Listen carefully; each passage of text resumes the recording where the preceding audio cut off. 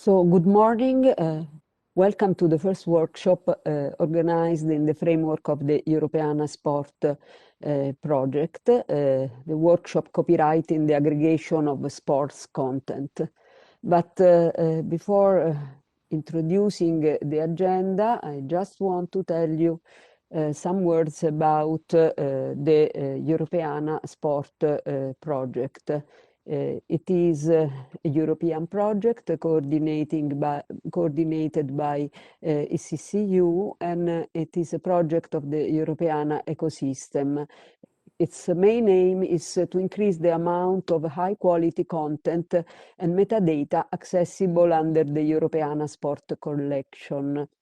The project will deliver almost 24,000 new digital objects relating to sporting heritage and improve more than 5,000 objects already available in Europeana.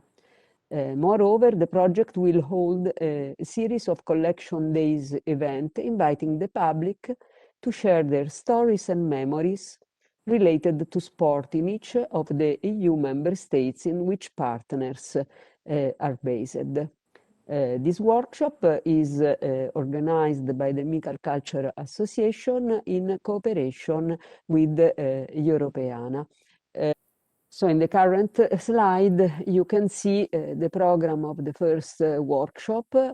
We will speak about the ingestion of sport heritage collection, about the Europeana principles and why CC0 and right statements are valuable. Then we will learn how to select a right statement. We will speak about the collection engagement and how to choose the right statements on the sports material. Thank you, Maria Teresa, for this introduction so that we now all know where we are. The next speaker is my colleague Adina Ciocoiu. She's a data specialist here at Europeana, and she's involved in the aggregation, in the support of the aggregation material, and she will talk about that. I'll stop sharing and you can share your screen, Adina. Thank you. Yes, thanks. I'll do that now.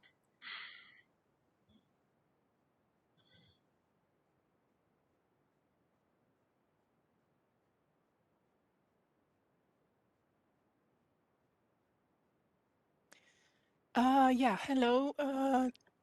Thanks everyone for being here with us. I will mention a bit of about the ingestion process that we have at Europeana. I understood that there's a mix of participants in the audience. So for those that are familiar with what I will say, it's a bit of a refresh, but for those that don't know what I'm referring to, feel free to ask any questions in the chat or send an email afterwards. And yeah, if some of these things are sound interesting to you and you are interested to start delivering your collections to the project, then yeah, we advise you to reach out to Maria Teresa or someone in this group to see how you can do that.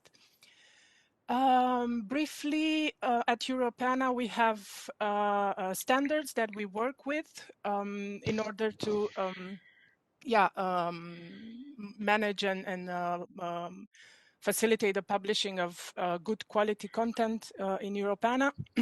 Sorry, I'm a bit out of voice.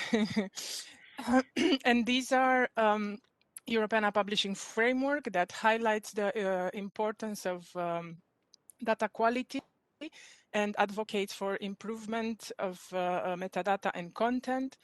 The publishing guide, which goes beyond that, it's it outlines the criteria for submissions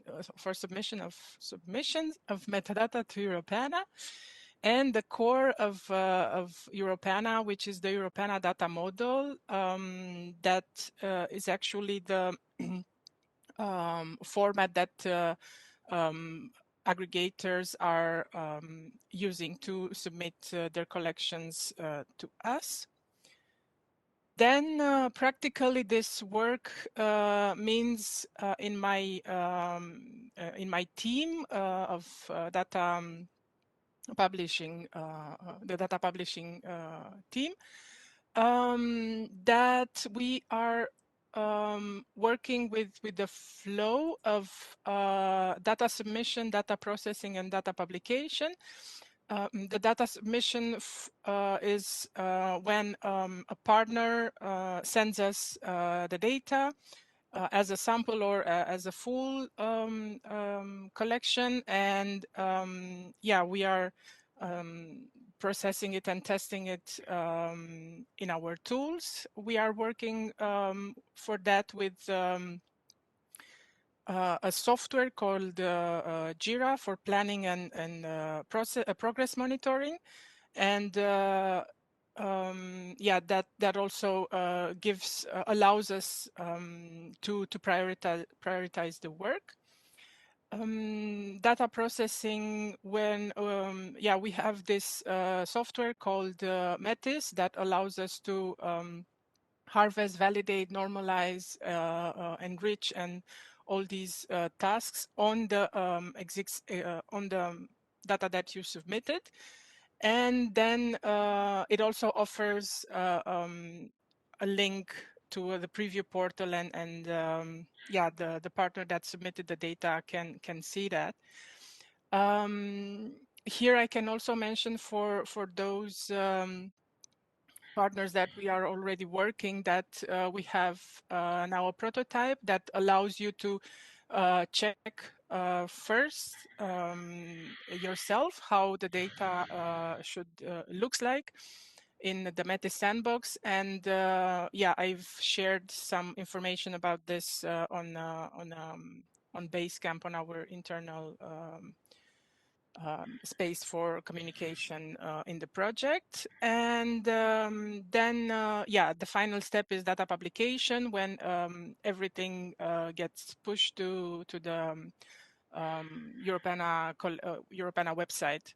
So that's in practical terms what my work is here. And yeah, I know that in the project there is already an ingestion plan set up, and we have some deadlines against it. So for those that have mentioned things in there, please just yeah, whenever that collection that you mentioned there is ready, just send it over to us, just to you know, make sure that we are testing and we don't run against deadlines, and yeah, we don't rush then.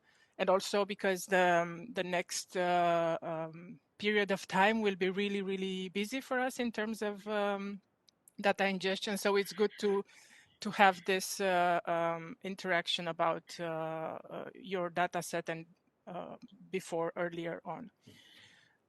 Yeah, for this there is more information on the Basecamp. Let me know if there's anything unclear there.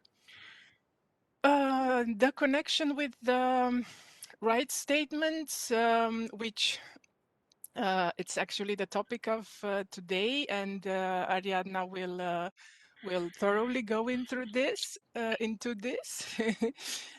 It's the data related aspect of this is that the values need to be correctly formatted, because in the tool, in this system that we are using, the validation of rights is very strict at the moment. So if there's like an extra sign or an extra, you know, dot in the value, then the rights will be marked as invalid, and we have to go back to you to fix it. So that's something that we would really like you to take into account. And yeah, this is just a slide showing the different types of rights that are under different types of content tiers. a requirement of the project that the records have certain quality criteria. So I'm done. I will stop sharing. Yes. Thank you, Ariadna. Okay. Thank you, Adina. I would like to ask the audience if they have any questions about your presentation or the things that you mentioned, that they can do so in the chat, and we will address them later. For now, I would like to give the floor to my colleague Ariadna Matas, who is our policy advisor at Europeana, and she will dive more into the interesting matter of the copyright principles. Thank you, Ad.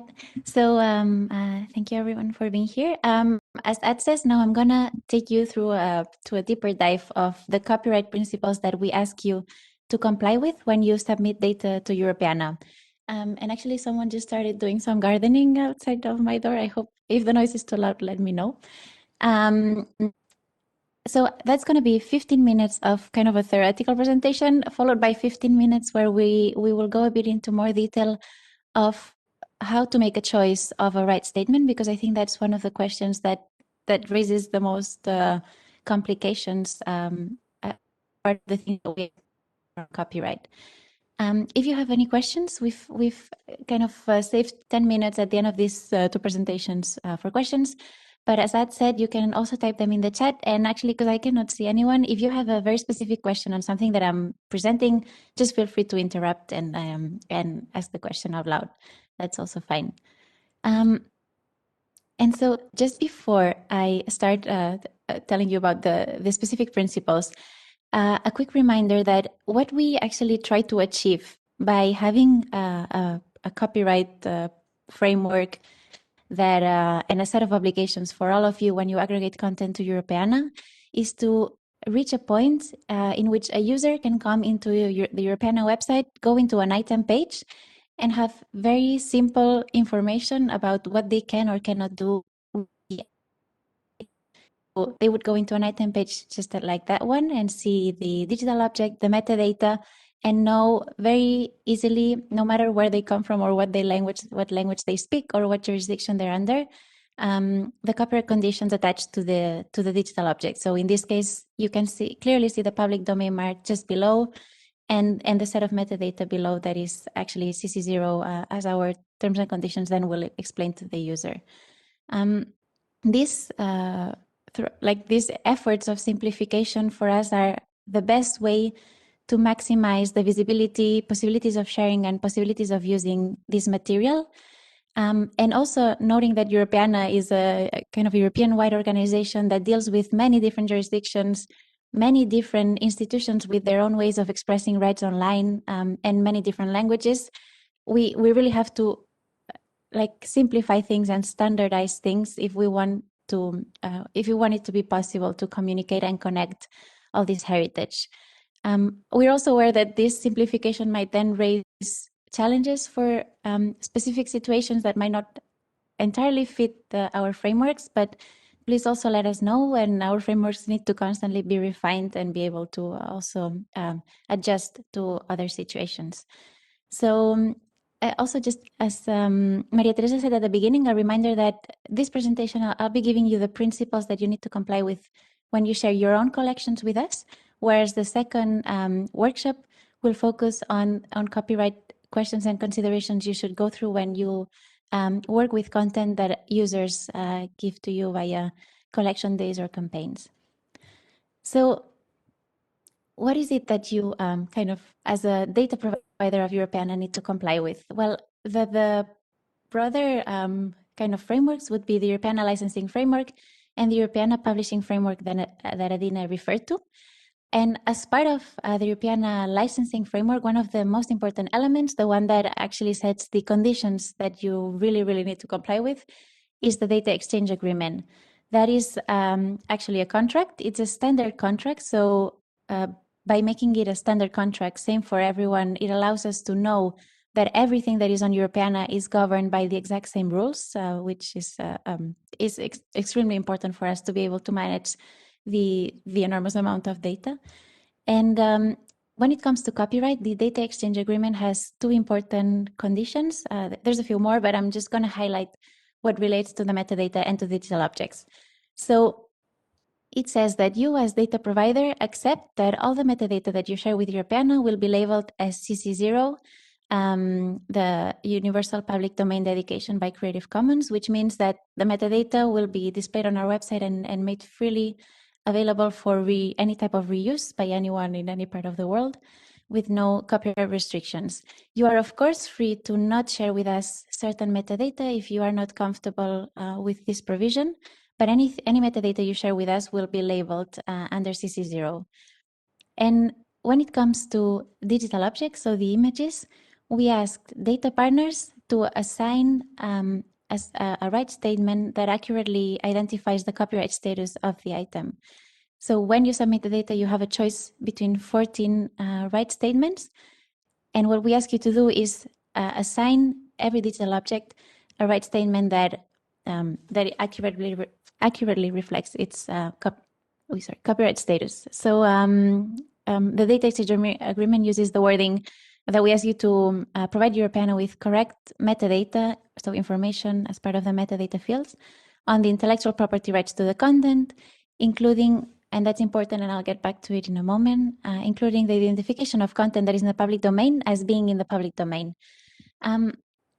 This choice of right statement assigned to the digital object has to be yours because from Europeana, we're not in a position to have enough information to make such a decision. So this decision has to be on the institution sharing the data.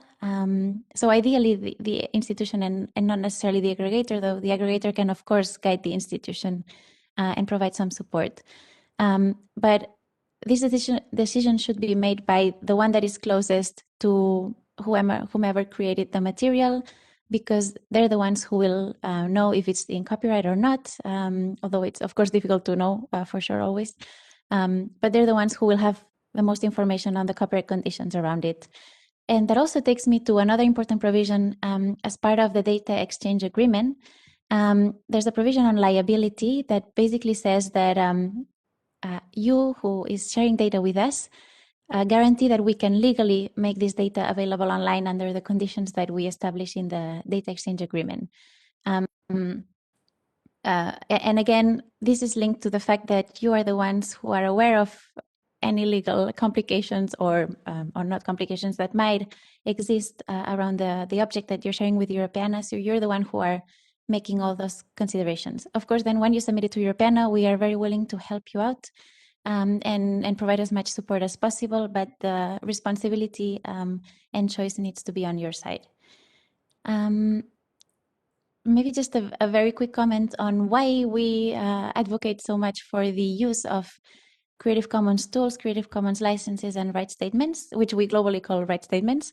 When it comes to metadata, it's been very clear for us that that was necessary. There was the 2011 report by the Comité des Sages on bringing Europe's cultural heritage online that already said that data produced by cultural heritage institutions had to be freely available for reuse, or made a strong stance in favor of that. And ever since 2012, when Europeana adopted CC0 for metadata, the benefits have been extremely clear. Not only it allows us to improve our search functions or think of better accessibility applications, but also globally, it's a great way to support linked open data and be able to link your collections to collections that might have some relation in another country, or even rely on Wikidata and connect our content with other databases. It's a fundamental thing to have CC0 for us. When it comes to the digital objects, CC licenses and right statements, as I was saying, are a way to simplify the information for the user. And these tools in particular, they are very relevant for us because they are understood worldwide. They have a certain reputation, particularly CC licenses. They come with a legally accurate description that anyone can check for more information, and they are generally human and machine readable. So when we talk about a digital space working across jurisdictions, these type of tools are extremely important. That's why a few years ago, using a right statement, assigning a right statement to the digital objects also became a mandatory thing as part of our data exchange agreement. I referred briefly to the public domain, like the obligation to respect the public domain as stated in the data exchange agreement, or the best efforts to respect it. Everything that we think about the public domain is embedded in our public domain charter. This is kind of a policy document. It's not a binding one, but it's one that Europeana really bases all its efforts towards sharing content openly on. And it basically establishes that Europeana really sees a very strong value for society on the public domain, on material on which copyright no longer exists or represents a barrier. And that's not only an opportunity for society, but also for cultural heritage institutions to position themselves as guardians of this public knowledge. And in order to safeguard this value and the public domain in general, we ask heritage institutions to not claim copyright on a digitization of something that is in the public domain in the analog world. So if it's in the public domain in the analog world, there should not be additional restrictions placed on the reuse of this material in the digital world. There can be certain circumstances in which it is arguable that this additional copyright protection exists, but they are very, very, very few. And even then, we would encourage you not to claim them.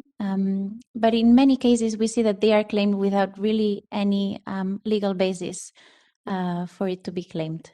So, well, in general, we will be referring back to this principle that the public domain, if something is in the public domain in the physical world or analog world, making it available online should not come with new additional copyright restrictions. Just a quick reference to another important framework that Adina already mentioned, the publishing framework.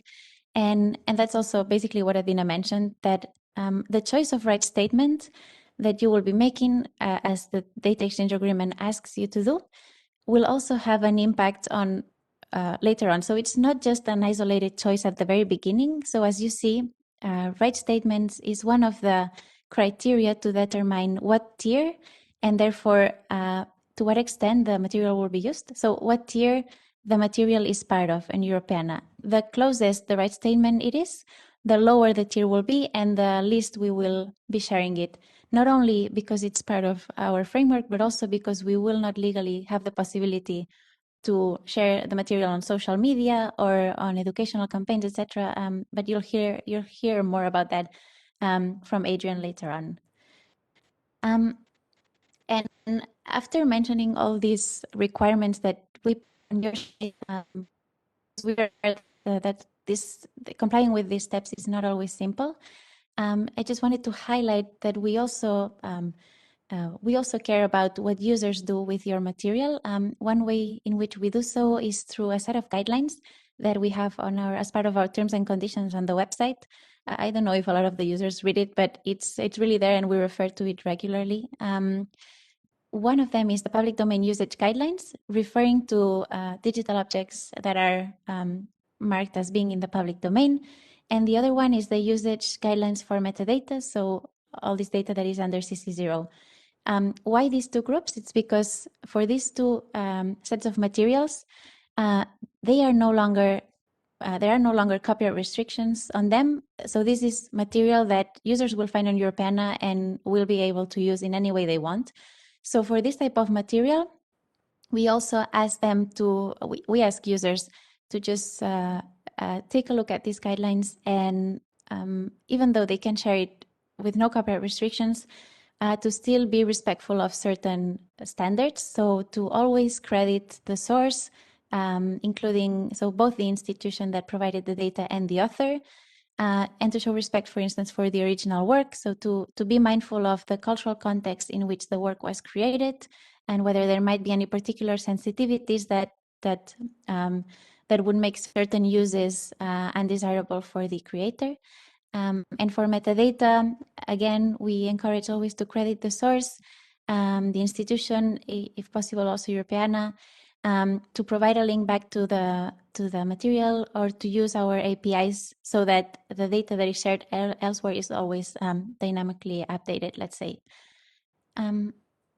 So to sum up this first part, we're basically saying that when sharing data with Europeana, we'll be asking you to accept that all metadata is made available under CC0, so free from any copyright restrictions. And you have to be sure that you can allow us to do that, of course. That we will ask you to assign an accurate right statement to every digital object. And when doing that, we ask you to be careful to respect the public domain. So if we're talking about a material that is in the public domain, do not add new restrictions, new copyright restrictions to it. And to always be mindful when you select the right statement that this choice will impact later on everything that Europeana can do with the material, or even everything that a user can do with the material. So that would be it for the first part. Are there any questions so far? Thank you, Ariadna. Yes, there was actually one from Davide. Maybe you can explain a little bit further your question, Davide? Can I speak now? Yes, you can. Okay. I just asked if there is no way to publish your content if the content provider releases its metadata under an open license. It is not possible in any way. For example, if they decided to share their metadata with the CC BY share alike. Yeah, I mean, so you're free to do kind of whatever you want on, of course, on your own platforms, but then no, it wouldn't be possible to, if you ingest it to Europeana, to subject it to a different license. It has to be CC0 for all metadata. The thing is that it would be then a bit confusing if people find the same metadata under CC0 on Europeana and under CC by SA on another platform. But that's a consideration. Yeah, sorry. No, they want to release their metadata only with this kind of license because they, for several reasons, have in mind some content providers in Italy that won't share their information just only with the CC BY share alike the metadata. And I wonder if there is the possibility in future to define a sort of minimum data set of metadata that we can share under a different license also in Europeana. I don't know, this is just a question in order to understand if there is any possibility to change, to update this vision in the future. I think that's a question that comes up from time to time. Like seeing what we currently do with metadata, that would take us kind of a step back. But it's definitely maybe a conversation we can have. I am personally not a big fan of that approach, but it's not just my opinion. So maybe it's something we can discuss. But I don't see it happening. Like it's kind of in practice, it would be, of course, complicated to implement, but it's also at the principles level. It's like going back in time, kind of from what we saw as being the progress that back in 2011 already the Commission made a stance on. Okay. I'm not giving a very specific answer, sorry. No, I know, but I would like to understand if there are any possibilities in future to update, change this. Yes, okay, but this is just a okay. If your vision is different, we will accept it. Okay. I don't know if my colleagues have thoughts on that as well. I mean, it's always an interest. I mean, it's something we need to discuss because it's raised by other institutions. Yeah, I think we have this on our radar for discussing it. And yeah, but it's a very complicated discussion to have because it involves so many aspects. But indeed, we do have it on our minds, and yeah, if there's some news about that in the future, yeah, of course we will let you know. But thanks for just flagging it yourself as well.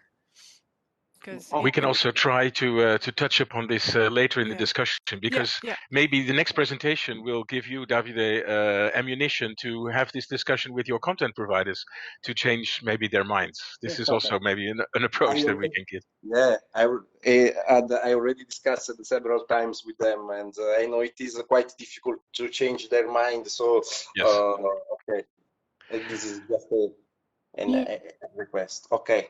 It makes me think that maybe we I mean, maybe there's some convincing to do for Europeana, but maybe there's also something we can do to kind of give you arguments or like make more visible the benefits of CC0 to the institutions with whom you're having trouble having this discussion. No, I think that they decided to have this kind of approach for several reasons, and it is not easy to change what they have in mind, because yes, okay, we will discuss further if you want in another moment. Yes, so now let's go with the next presentation, but move on to the next presentation. But yes, we can discuss about it for several reasons. Okay. Feel free, Davide, to follow up with us on this directly. Just keep the discussion going on. Okay, good. Thanks. Okay. Thank you. Okay. For now, Adina, I would like to, Ariadna, I would like to ask you to continue your presentation on selecting right statements. Okay, thanks, Ed. So now the presentation will be a bit less theoretical, and I'll try to give you a few tips on how to select the right statement for digital objects. So now forget about metadata. Now it's just about the images, let's say, because this is a part that I think is particularly complicated. It demands making a lot of going through a lot of considerations that are not always easy to make, and that many times don't let you reach a conclusion. Well, we know it's a difficult part. Let's see if these tips will help you a little bit more. At the very end, we're going to have a kind of quiz and more practical discussion with specific examples. So what I'm going to share now, we're going to try to apply it in practice later on at the end of the presentations. So I was saying earlier that when you have to assign a right statement to the digital objects, you will have to choose between 14 options. 14 options. And they're closed options, let's say. There's no alternative. But we have designed it in a way that you should be able, in principle, but there might be some gaps that I would love to hear about them so that we can continue to evaluate this. But we have selected 14 options that should cover all the cases that you might encounter. And actually having to choose, it kind of, we know, forces you to make a decision that maybe you wouldn't be making otherwise. But it's also part of what we believe, where we believe copyright plays a role here. If we want to foster the reusability or the sharing of heritage that is digitized, it's extremely important to give this information to the user. Otherwise, they are kind of in a kind of limbo where they see the material, but they have no clue whether they can use it in their research, etc. So back to the specific options that we give you.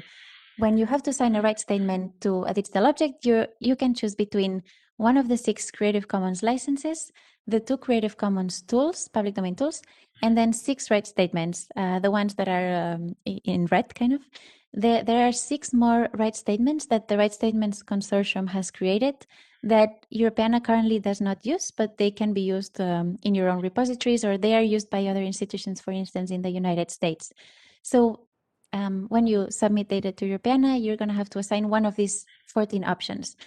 The first 6, I'm going to do a quick revision of what each of them means in case it's a useful refresher, and maybe that's repetitive to some of you. So Creative Commons licenses, the first 6 options you see on the left, they are an actual legally binding tool. So you should always remember that when you apply a CC license, you are saying, me as rights holder, I'm allowing you, the public, to use this in a certain way. And every CC license has its legal description. So you can see the exact conditions you are actually allowing people to use the work under. And CC licenses, they are built on copyright protection. So what you're saying is there's copyright protection exists on this material, but me, who has the rights, allows you to still use it in certain ways. So you're kind of removing copyright restrictions to some extent, but still maintaining certain conditions. It's a very simplified contract, let's say.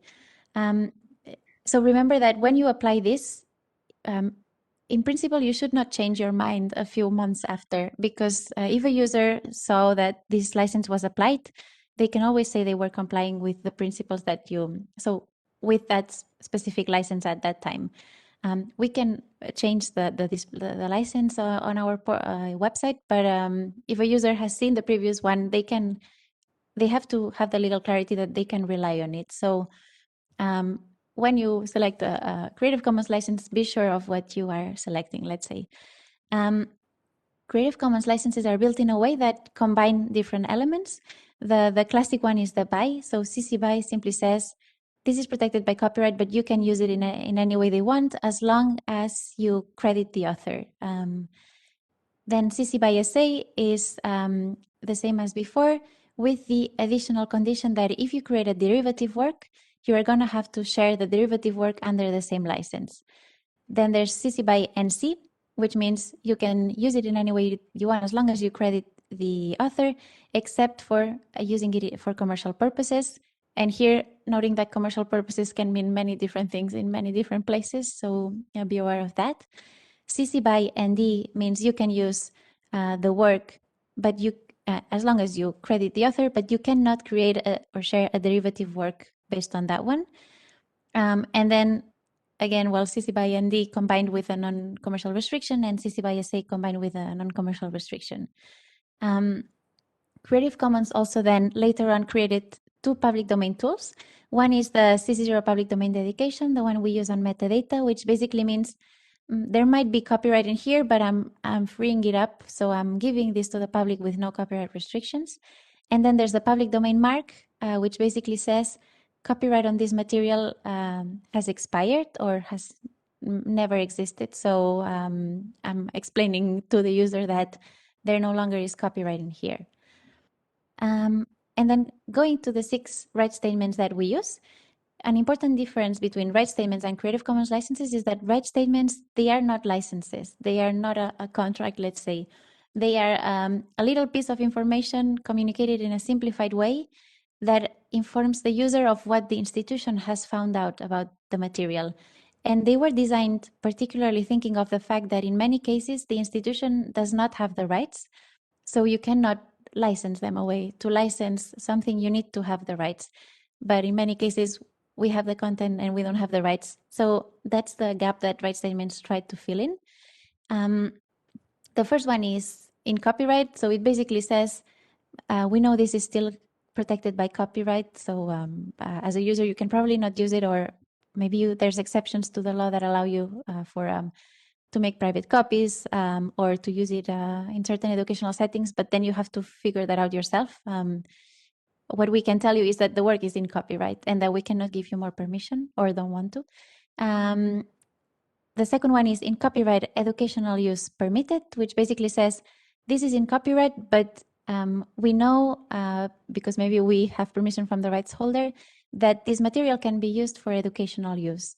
And there's no exact definition of what is meant by educational use, so it has to be understood in a kind of broad sense. The third one is in copyright EU orphan work. This one is a bit complicated and we might get rid of it in the future. It basically says that you have made the determination following the European Union Orphan Works Directive that this is an orphan work. So it means you have followed certain requirements in the law. You cannot use this for any type of orphan work. It has to be an orphan work in line with the EU Orphan Works Directive.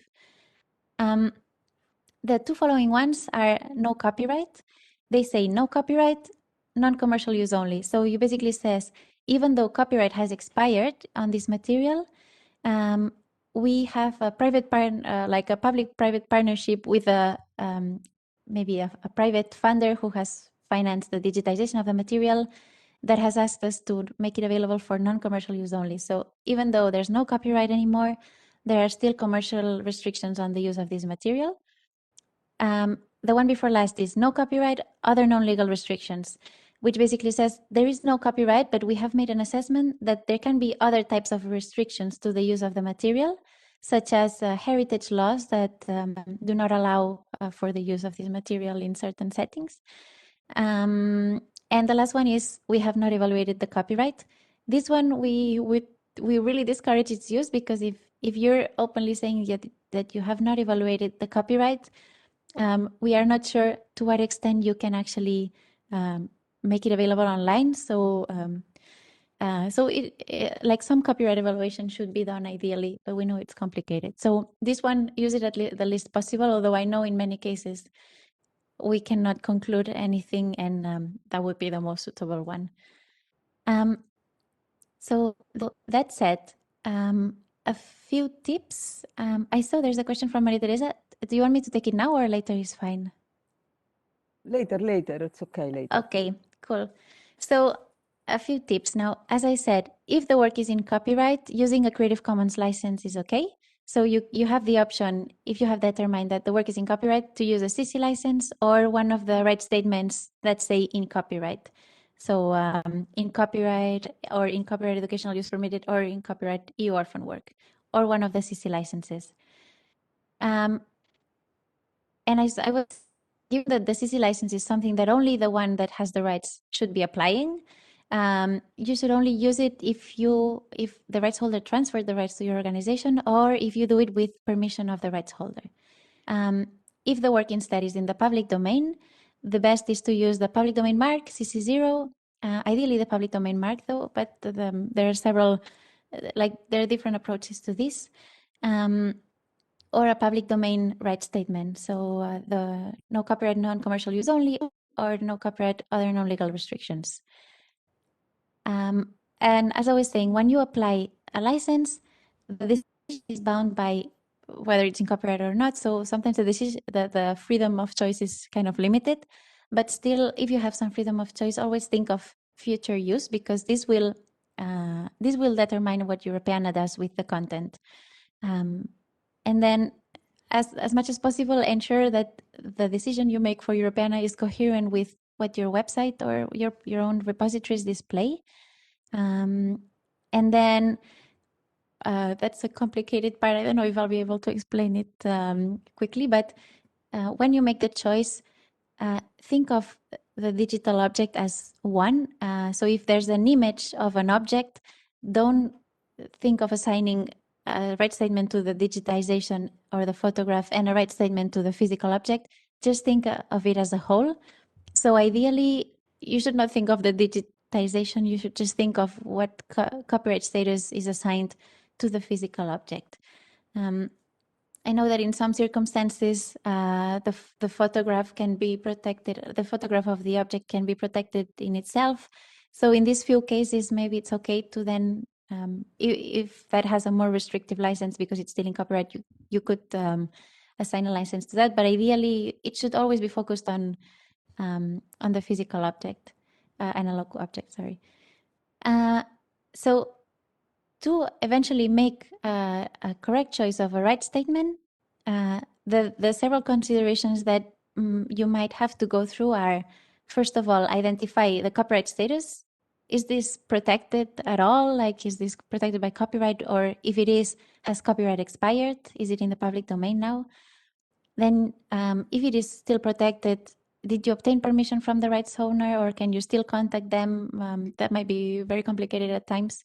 But is there a way to obtain rights through a collective management organization, or can I rely on an exception to copyright? So identify what type of rights you're allowed to exercise.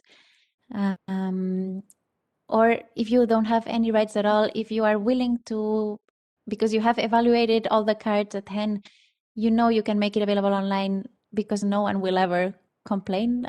That's a kind of a risk management approach, but I think in the end, a lot of institutions have to go for that.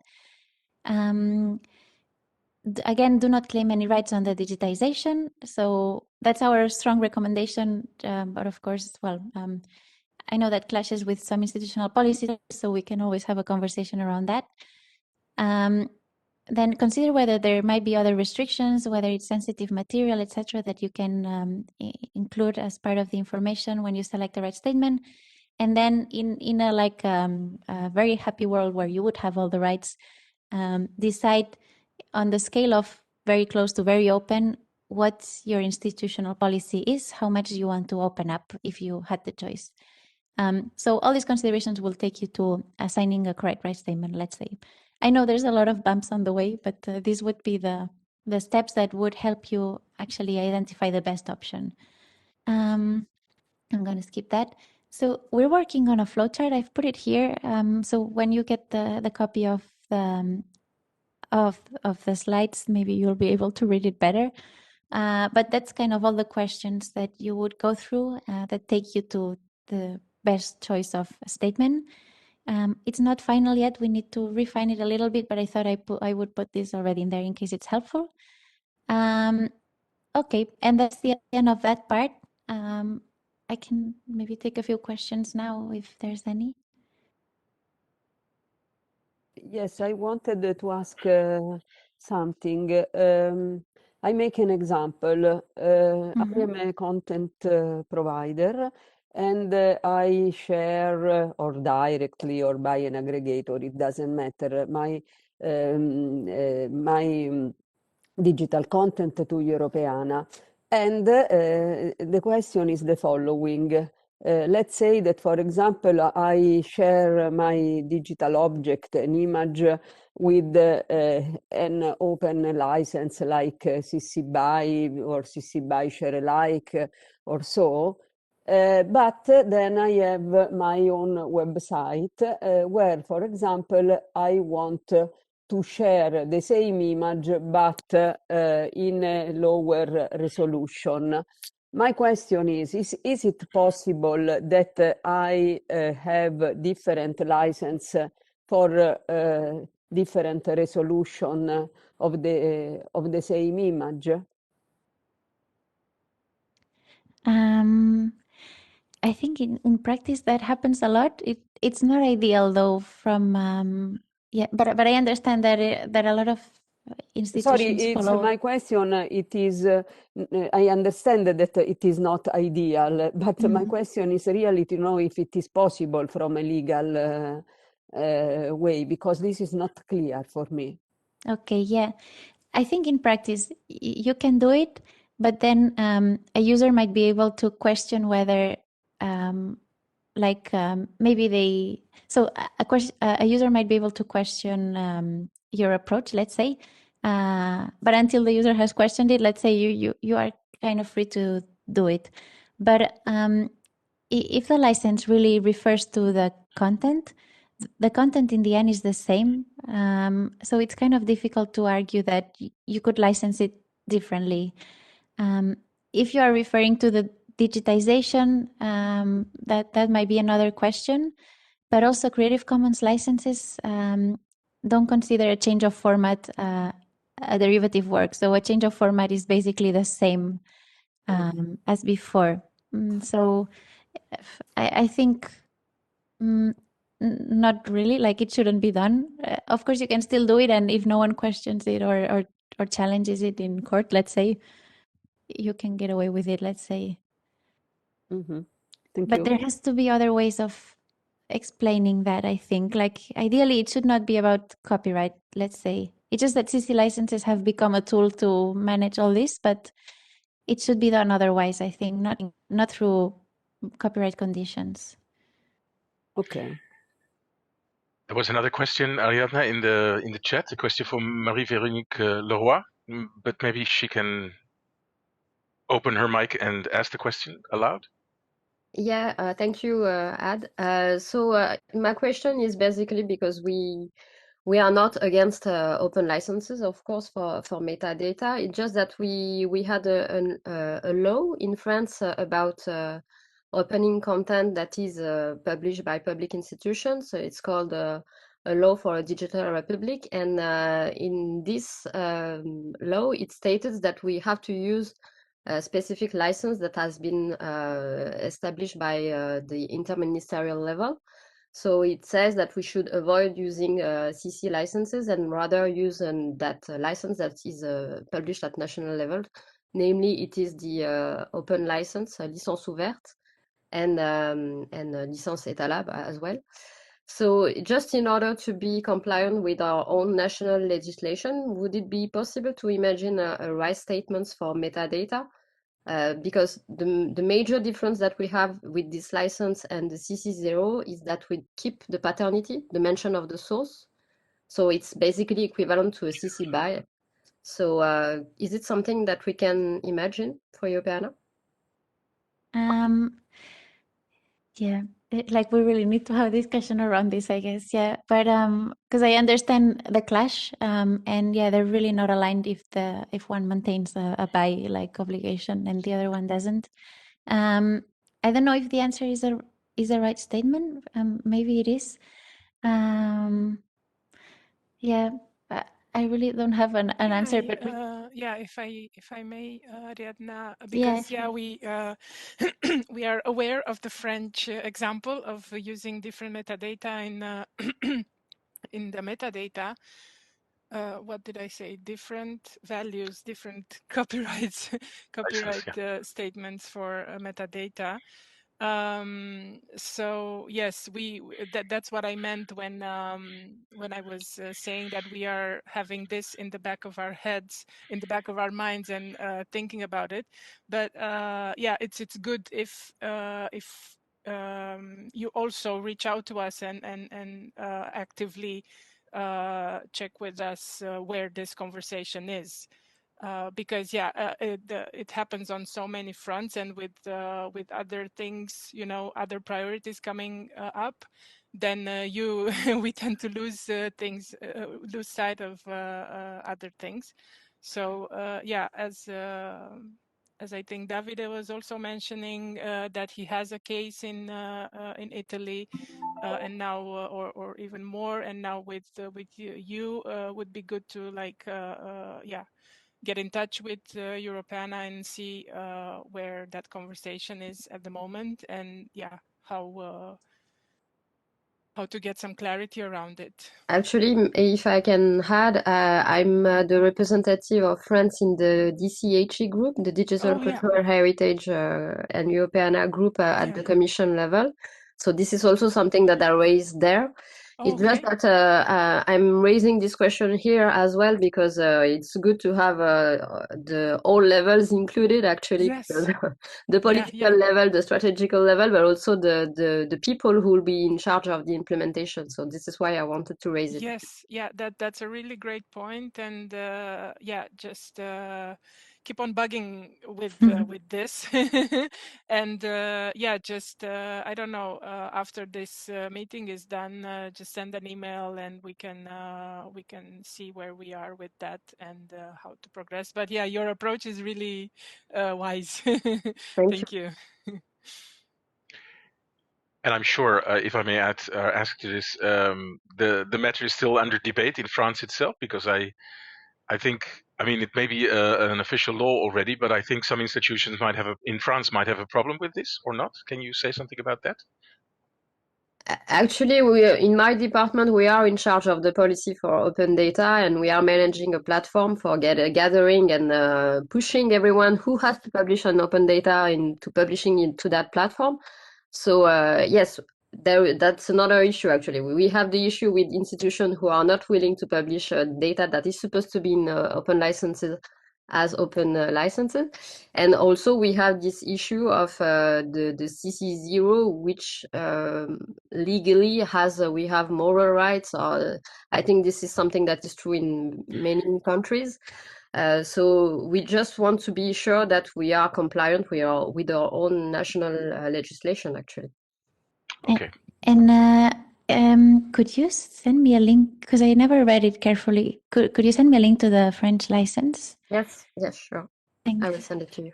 I'm sorry I have to go to another meeting, but I'm happy that I had the chance to ask the question. Great. Thank you. Cool. Thank you for this. Thank you. In the meantime, as you see on your screens, we had planned for a 5-minute break. I think it would be good if we still do that. So this allows everybody to take a break, look out of the window and think of more questions you may have on the lots of information that you already have, or just simply drink a coffee or a glass of water. So I would like to ask you to come back in 5 minutes. Okay, welcome back everybody. I would like to suggest we go on with the next presentation, and I would like to give the floor to my colleague Adrian Murphy, who's currently collections manager at Europeana.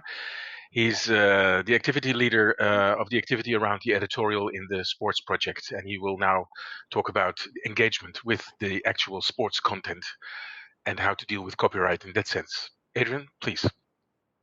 Okay, thank you. I hope you hear me okay and see me okay. I'm frozen on my own screen, but I hope I'm moving for you.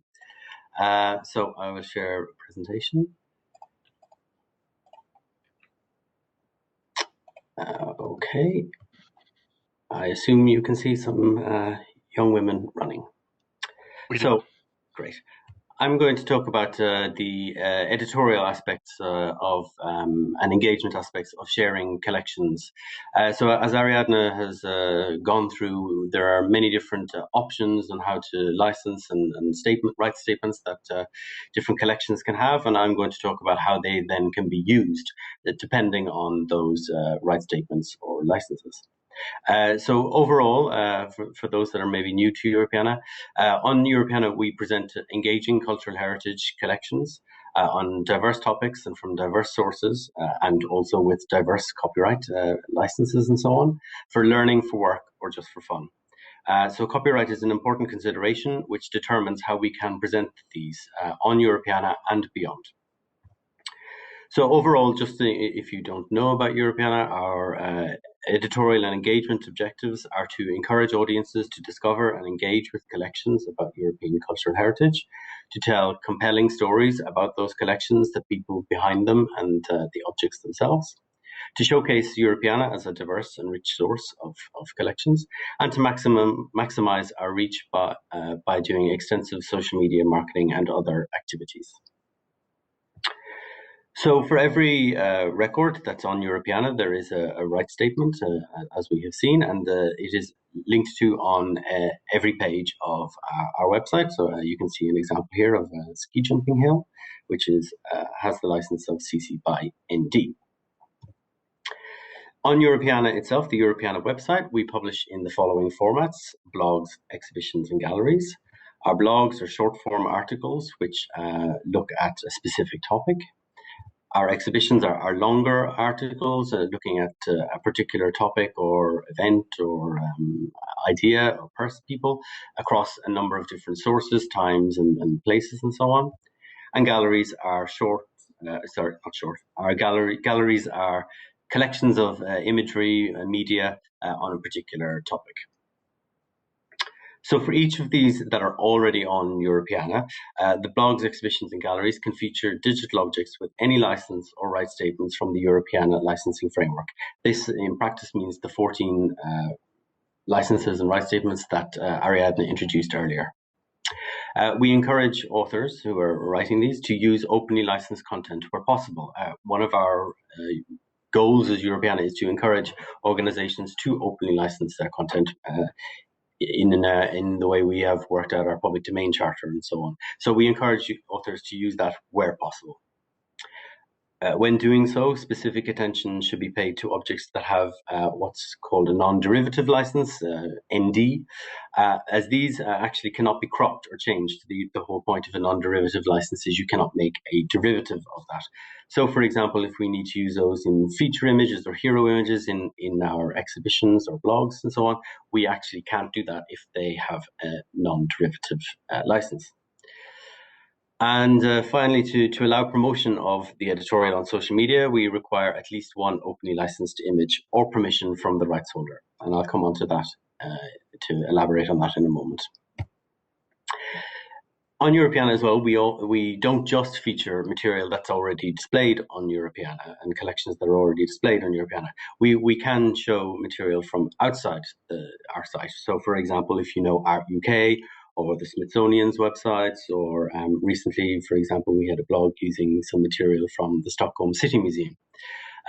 as long as these have an open license, they can be used easily and freely on Europeana.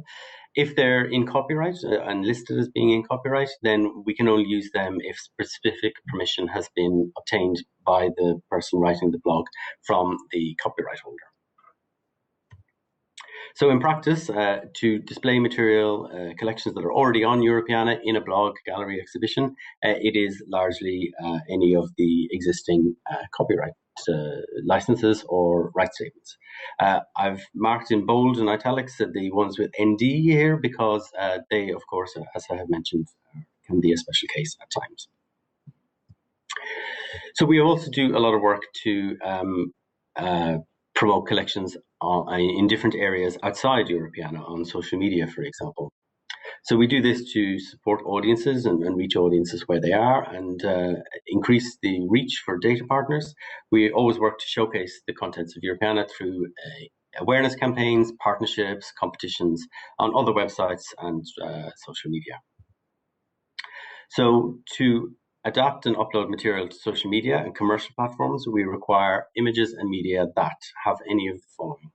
Have a Creative Commons license that does not restrict the creation of derivatives, so nothing with ND, because many of these sites automatically crop objects and images, so we cannot allow that to happen. That do not place commercial restrictions. Many of these platforms are indeed commercial platforms like Facebook, Instagram, Twitter, and so on. They are commercial platforms. So if an object is in the public domain, then that's great and fine. If there is no known copyright restrictions, then that's okay. If they're openly licensed, and I'll come on to explain what openly licensed means in just a moment, and or if we have permission received from the copyright holders that it is okay for us to upload them to these platforms and use them in this way.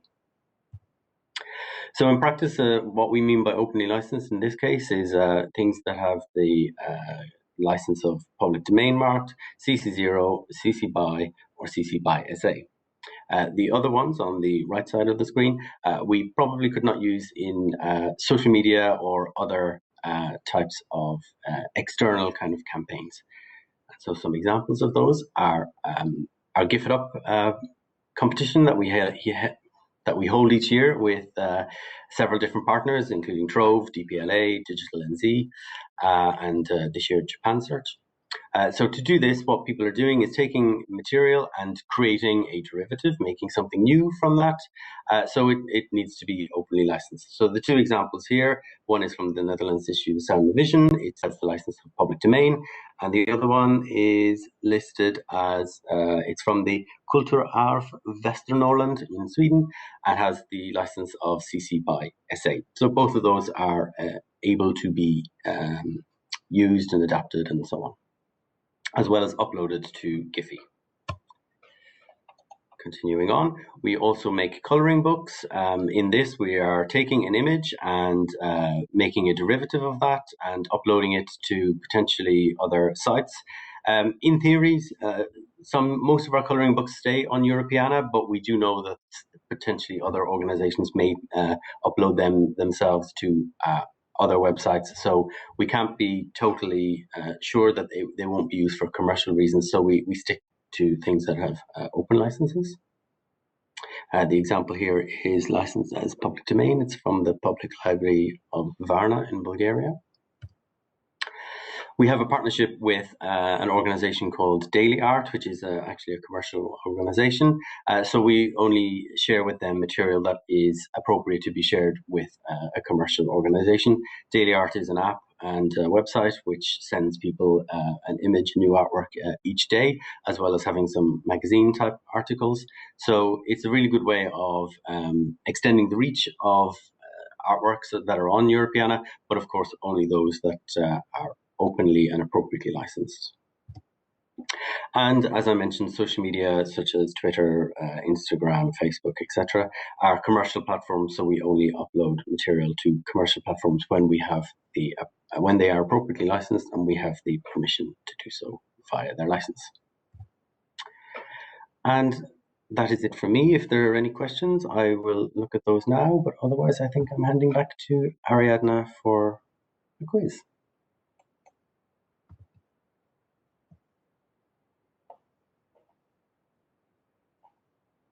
Okay.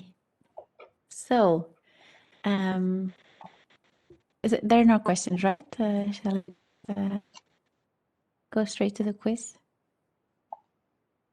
Yes, please. There are no questions in the chat, Yeah. but there may be later. Please go on. Okay. So, I hope this part is it makes copyright a little bit more fun.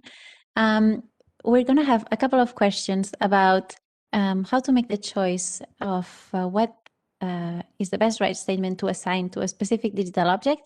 And then a couple of questions more related to what Adrian just presented about what further reuse can be done of the material depending on what license is assigned.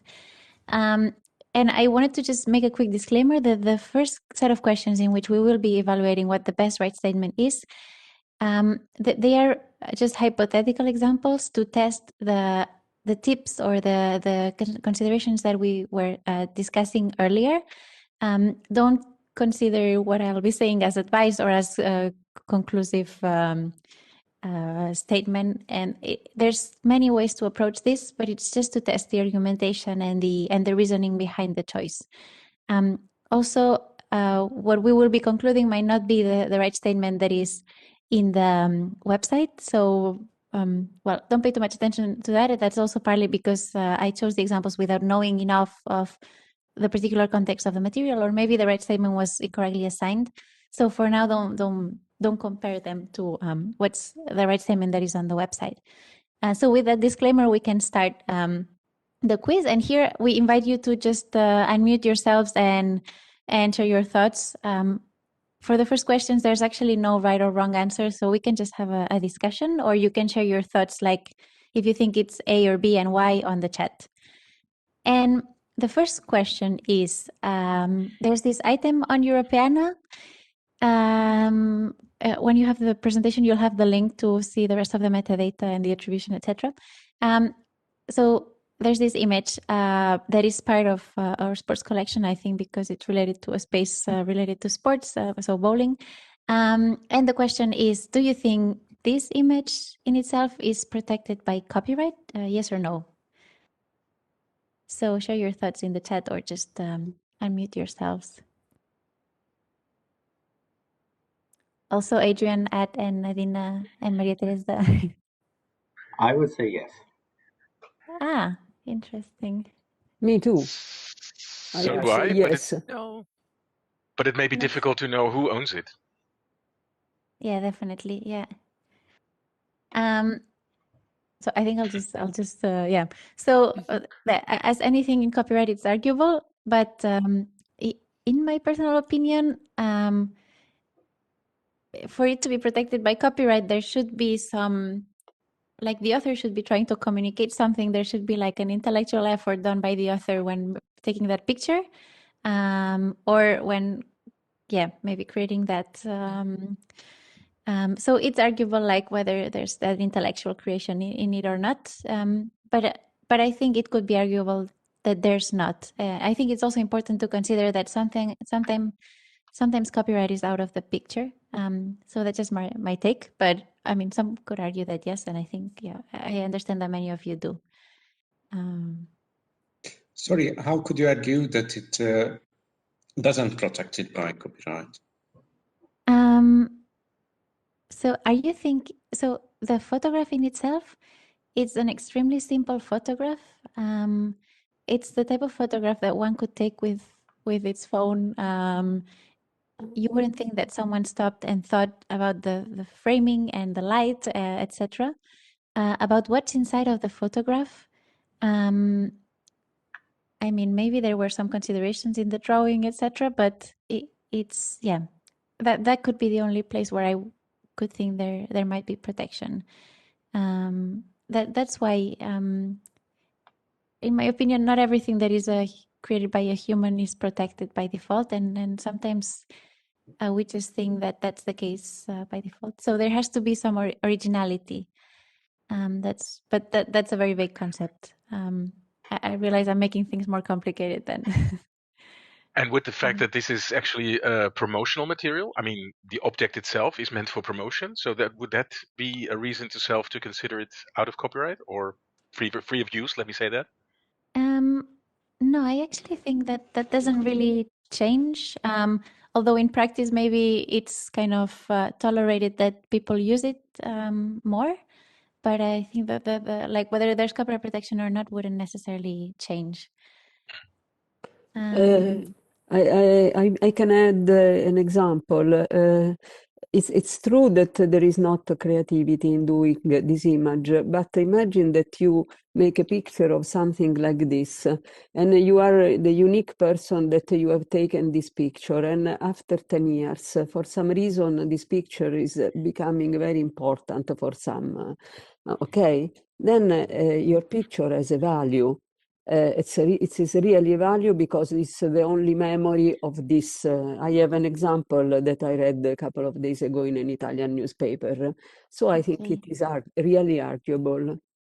Yeah, the only thing is that copyright copyright protection is not based on the investment that is behind an image, or in the value of the image. So it's really strictly about creativity. So even if the image gains some value later on, it doesn't necessarily have to change. But I understand that then maybe the ownership becomes more important, but that's a separate question, I would say. Oh. There's also, I didn't mention it, but in some European jurisdictions, there's, apart from the original photograph, let's say, or the original work of art, some European jurisdictions protect simple photographs. That's the case for 7 or 8 countries, I think. And they have different periods of protection. In countries where that protection exists, it could be arguable that such a simple photograph had that protection because there's no requirement for originality. But this protection expires around 20 years, depending on the country, after it was taken. So it's a much lower level of copyright protection, let's say. Okay, I think I'm kind of complicating things more than simplifying them. Let's move on to the next one. Okay, next one. So just to add another layer of complexity. So do you think there is any copyright protection in this image at all? And I realized that, again, by saying this, we're talking both about the photography of the object and about the object itself. And here it enters that's what I was trying to say earlier, that generally when you select a right statement, we would ask you to only consider the real object, not necessarily the photograph taken of the object. But that's then a case-by-case evaluation. The answers are yes, there is a design object that is protected by copyright. Or no, not copyright, maybe something else, maybe other rights. Or if you have other answers, that's also okay. Adrian would say A. He would. Because Maria it's Teresa as well. something designed by Fila that if you use, they would say, well, this is our object. But it's the copyright refers to the image, not the object in itself. And I think with the fact that that product is already out there on the market, it already with the logo Fila, it already says something that it was created by Fila. But the image itself, I don't know. I know that there is an expert on copyright, and they told us that if you make, for example, an image of a window of a shop with some objects, okay, this in theory it's not allowed that everybody does it and share perhaps also on social media, but in theory it should not be allowed. It is not allowed. I would see that a way of, promoting that shop. And in this case, I see a way of promoting that bag. And but there is a sort of copyright of the persons who have created the shop. Oh, okay. Yeah. Wow, really interesting. Yeah. They were talking about the shop display and like how the setup was organized, the design. Yes, there is a copyright on this, on the professions of doing this. Okay.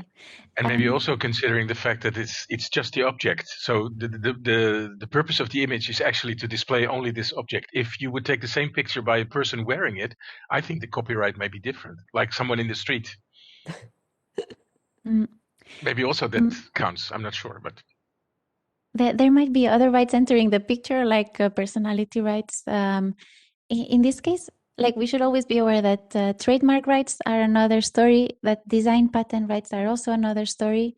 And so when we select the rights statement, we're really just talking about the copyright. Well, apart from the one, then other legal restrictions, but trademark rights and patent rights don't place the same limitations as copyright. And well, my impression, the photograph might have some rights in the countries where their simple photographs are protected, but it's very, it shouldn't really, or we would ask you not to claim rights on the photograph in itself. The object, so some clothing garment can have protection because, well, so there's been a design, it's a creative effort to make some clothing, but when it's a shape and a function that any other brand would also reproduce, that's not necessarily. I think it's arguable to say that there's a lot of originality, and the fact that the brand is there or not doesn't necessarily change that discussion. So, well, I think in the end we have to think we're narrowing it down to just the copyright considerations of this type of garment, and because I think in sport material there's going to be a lot of like cloth garment that just looks the same no matter what the brand is. It's the same shape, so I don't think we can necessarily attribute creativity to that. Does that make sense? But I know it's a bit risky to sometimes just say, no, my evaluation is that there's no copyright protection. It's more comfortable to assume yes, so I'll just be careful about it all. But I think it's an argument that it's a very valid argument to have, I think. I'm really complicating things, am I? Well, let's go to the next one. Or Ad, were you about to say something? No, please go ahead. I'm curious about the next one.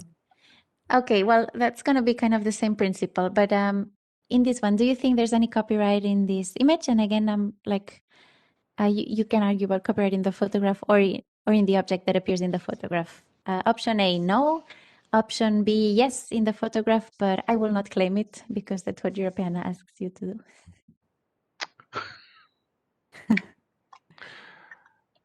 Now that you've explained what you've explained, I would say no.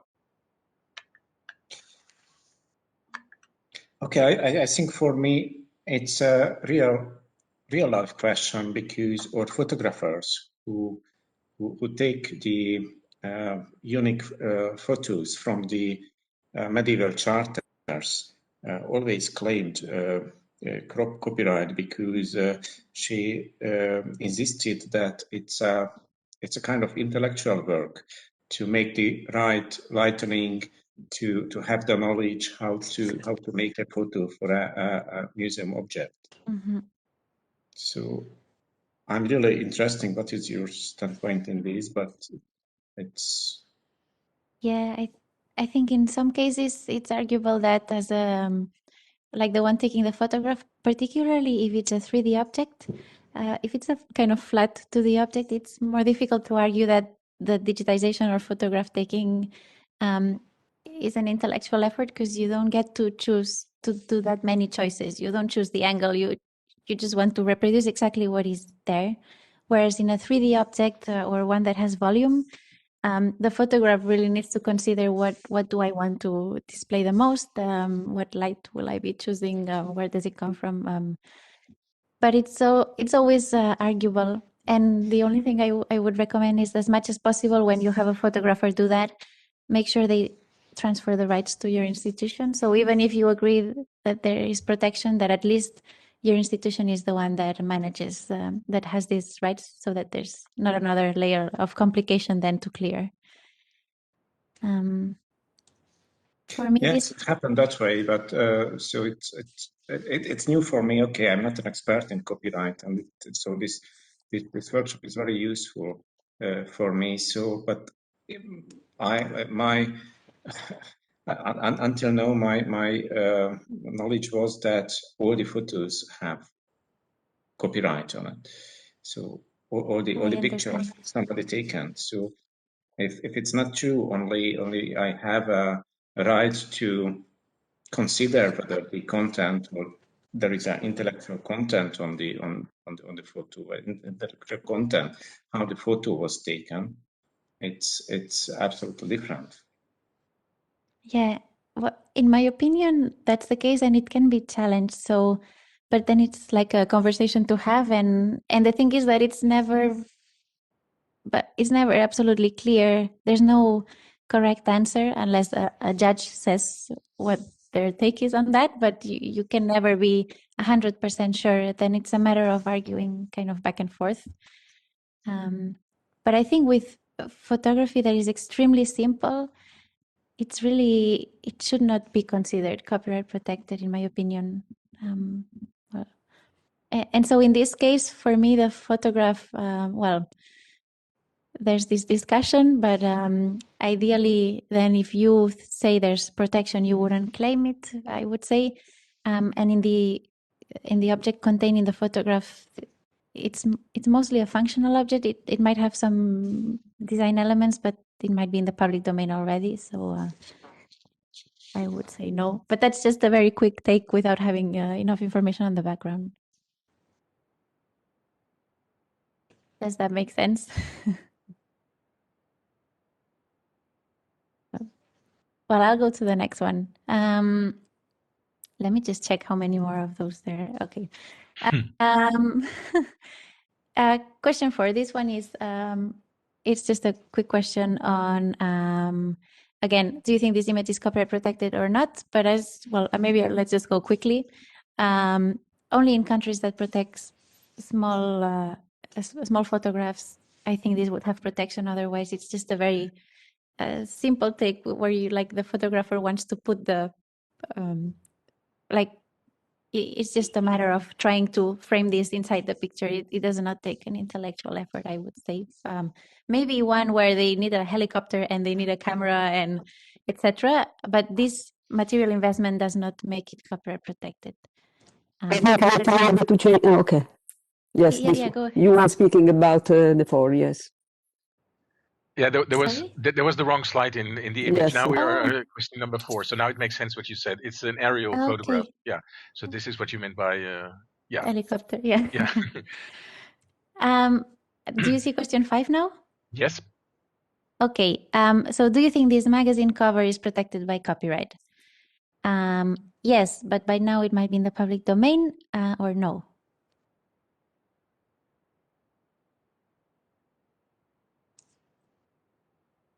Lena says A.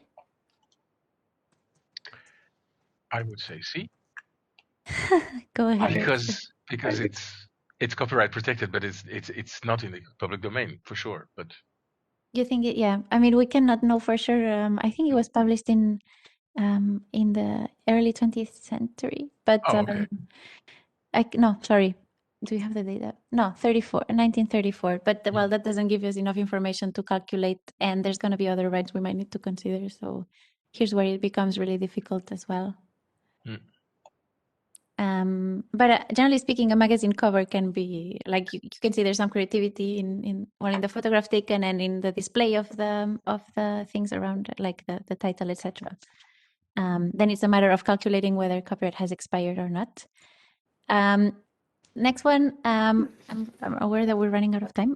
This is an interview, so it's actually an audio file of Fergal Smith, who is a surfer. And the question I would ask you is, what right statement would you assign to this interview? Considering that the author, let's imagine this, transferred you the rights. Would you apply a CC license or would you apply a public domain tool?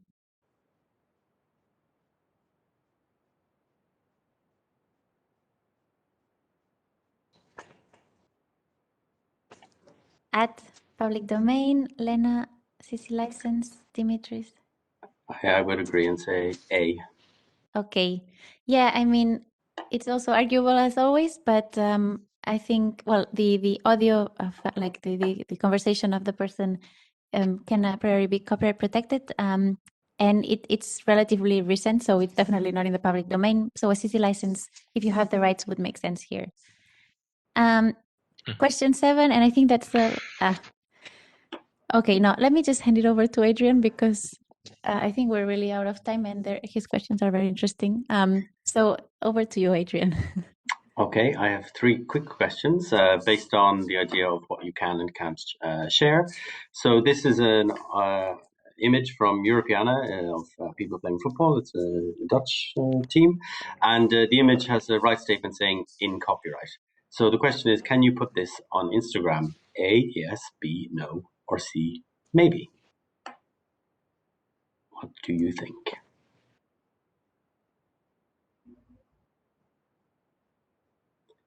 So I see mostly answers of A and C. Maria Teresa says A, no, and Vassiel, I hope I pronounced your name right, has said C. I think the answer is probably A or C, to be honest. A, as a general rule, I would say A is correct, because no, you can't. You do not own the copyright to this image. You cannot put it on Instagram. C, maybe, if you got permission from the person who does own the copyright to put it on Instagram, then you could say maybe.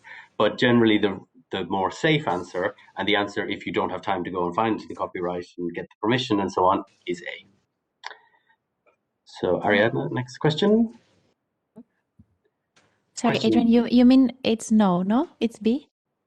Sorry, yes, sorry. Okay. I was about to say, okay, yeah. Sorry. I mean, no. I was trying to understand why it was yes, okay. So it is Sorry. no, okay. I mean, no, you cannot. Yes, that's what I mean. Sorry, apparently. Yeah. I was reading the wrong questions the wrong way around. So question number 10, on Europeana, this is an image of some Swedish gymnasts in the team. It has a right statement saying public domain. Which of these could you do? Could you publish it in a blog? B, make a GIF from it? C, put it in a coloring book? Or D, all of the above? And most of you are saying D, and that is correct. Yes, you can do with a public domain image. We love public domain. You can do any of the above with that.